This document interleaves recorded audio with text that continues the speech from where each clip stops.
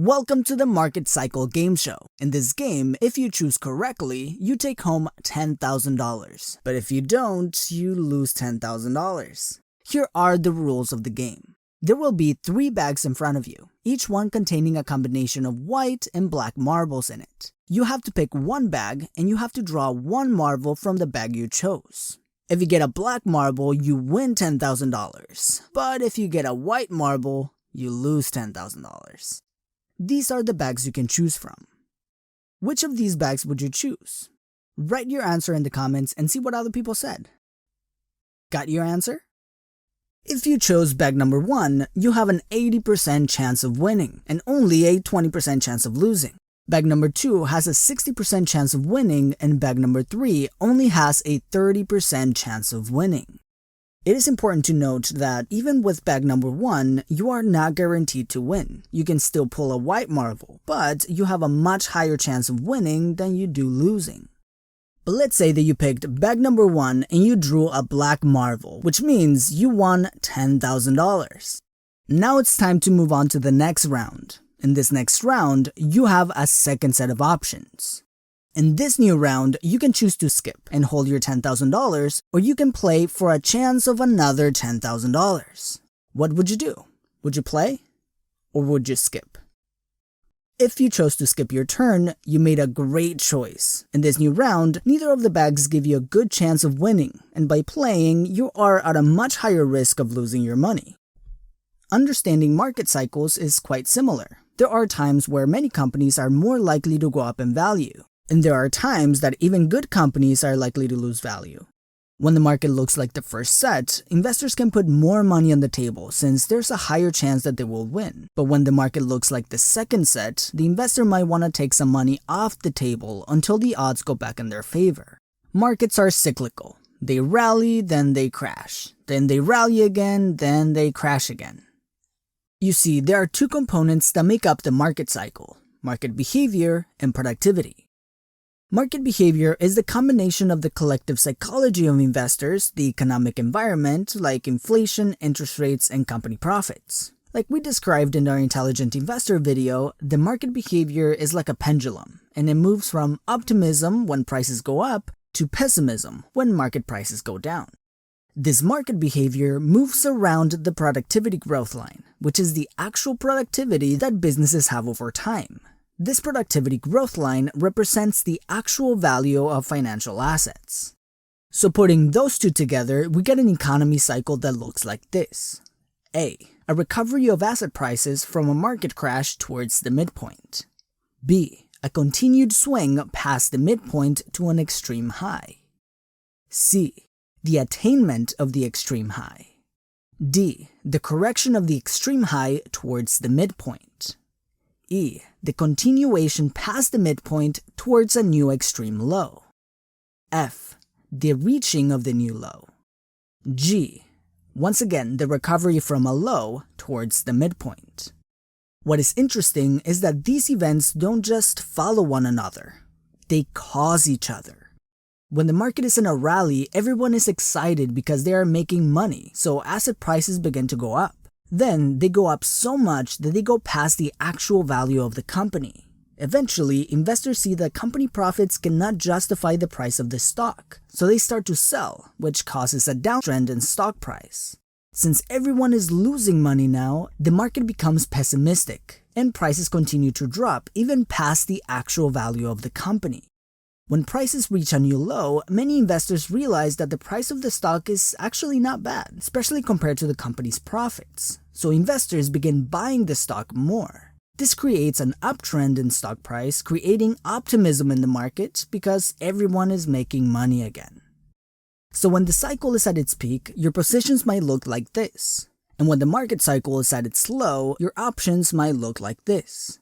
By understanding where we are in the cycle, we can modify our strategy to protect our money when the odds are against us, or help it grow when the odds are in our favor.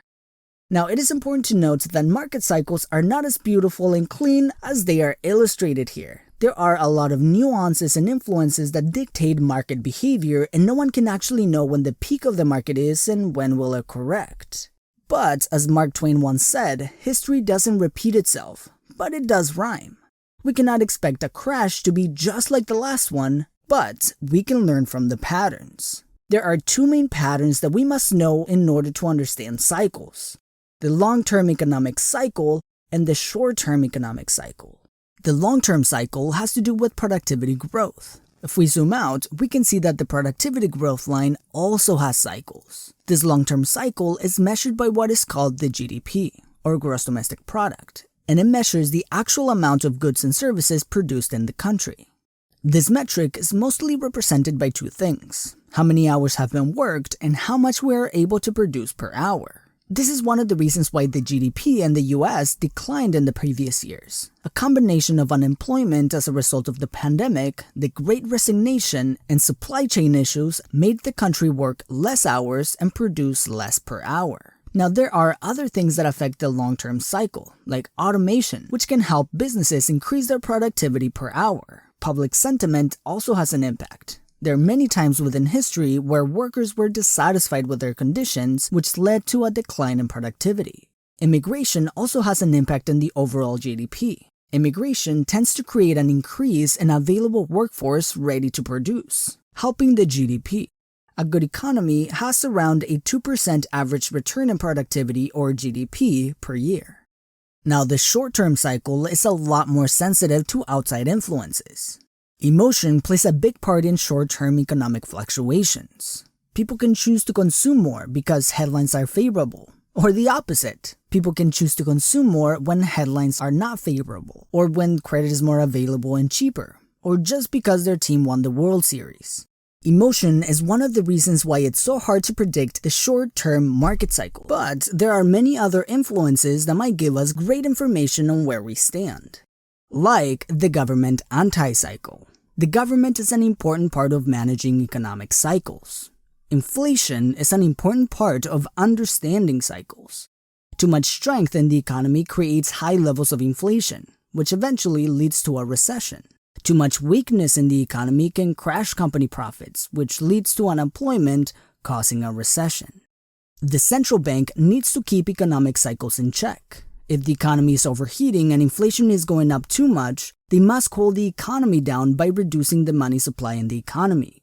So the Fed increases interest rates or sells financial assets to take money out of the economy. The opposite is also true. If the economy is underperforming, the central bank increases the money supply by lowering interest rates, buying financial assets, and creating stimulus programs. Understanding where inflation is can give a good indication of what the government will do next to either accelerate the economy or cool down the economy. How much profit a company is making is also a good indicator of the health of the economy. If companies are reporting strong numbers and growth in profits, we have a good indication of a strong productivity growth. Debt is also an important part of the short-term economic cycle. Companies use debt to finance their growth or buy long-term assets like office buildings, warehouses, or machinery. Debt is also used by companies to refinance their old debt. Something that many people don't know is that many companies don't actually pay off their debt. They simply refinance and extend their debt. The problem happens when a company is unable to issue new debt when it's time to pay off the old debt. When this happens, they either have to lower their profits to pay off their debts, which affects the profit cycle, or default on their debt and be forced into bankruptcy. The credit market also has a major impact on people's psychology. When credit dries up, people become more cautious, which creates downward pressure in the economy. The debt cycle goes like this. Prosperity brings extended lending, which leads to unwise lending, which produces large losses. This makes lenders stop lending, which ends prosperity, and on and on and on. Notice how these cycles influence each other. The debt cycle influences the profit cycle, and the profit cycle influences the psychology cycle, and the psychology cycle influences the consumption. And the consumption influences whether the economy underperforms, which influences whether the government steps in or not. So now that we understand the different factors that influence the short-term cycle, how do we test the market to see where we are in the market cycle? Your job as an investor is to look at asset prices and the psychology of the market to assess where they stand in the cycle. This means to refuse to buy and perhaps to sell when valuations and psychology are too high. and to buy when the psychology and valuations are getting low. A good investment isn't just about finding high-quality assets, but finding those high-quality assets at good prices. It is not what you buy that determines your results, but how much you pay for it. There are two main things to look at to assess where we are in the market: the fundamentals and the psychology. Here's a quick chart to assess how the fundamentals of the economy are doing. These are the more practical things that are fairly easy to assess, like the interest rates or recent market performance. The more difficult question is, how are investors feeling? How is the psychology in the economy? Are asset owners willing to hold or eager to sell? Are they taking too many risks, or are they too risk averse? Once these questions are answered, we'll have a better understanding of where we are in the cycle, what is likely to come, and how to prepare for it.